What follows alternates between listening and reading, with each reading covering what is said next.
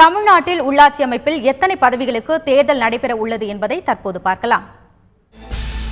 தமிழ்நாட்டில் ஊராட்சி, பேரூராட்சி, நகராட்சி, மாநகராட்சி என 4 வகையான உள்ளாட்சி அமைப்புகள் உள்ளன.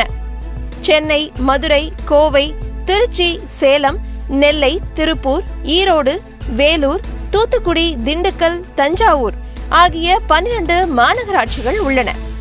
இதில் சென்னையில் 200 வார்டுகள், மதுரையில் 100 வார்டுகள், கோவையில் 100 வார்டுகள் என மொத்தம் 12 மாநகராட்சிகளையும் சேர்த்து 933 வார்டுகளுக்கு தேர்தல் நடைபெறுகிறது.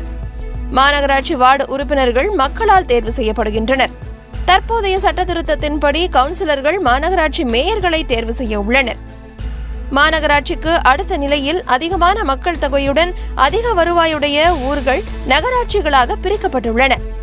அதன்படி சிறப்பு நிலை நகராட்சிகள், தேர்வு நிலை நகராட்சிகள், முதல் நிலை நகராட்சிகள், 2ஆம் நிலை நகராட்சிகள், 3ஆம் நிலை நகராட்சிகள் உட்பட மொத்தமுள்ள 124 நகர்மன்றங்களுக்கான உறுப்பினர்கள் மக்களால் தேர்வு செய்யப்படுகின்றனர். நகராட்சிக்கு அடுத்த நிலையில் அதிகமான மக்கள் தொகையுடன் குறிப்பிட்ட வருவாயுடைய ஊர்கள் பேரூராட்சிகளாக பிரிக்கப்பட்டுள்ளன. அதன்படி தமிழ்நாட்டில் பேரூராட்சிகளின் எண்ணிக்கை 528 உள்ளது. இவற்றுக்கு அடுத்தபடியாக ஊராட்சிகள் உள்ளன. தமிழகத்தில் மொத்தம் 12,524 ஊராட்சிகள் உள்ளன. 99,333 கிராம ஊராட்சி வார்டுகளும், 6,471 ஊராட்சி ஒன்றிய வார்டுகளும், 655 மாவட்ட ஊராட்சி வார்டுகளும் உள்ளன.